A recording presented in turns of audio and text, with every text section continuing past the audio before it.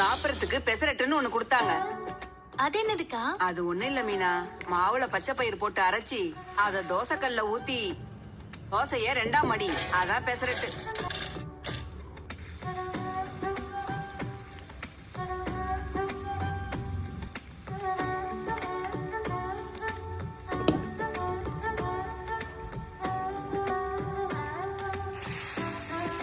என்னமா தோசை பச்சை கலர்ல இருக்கு?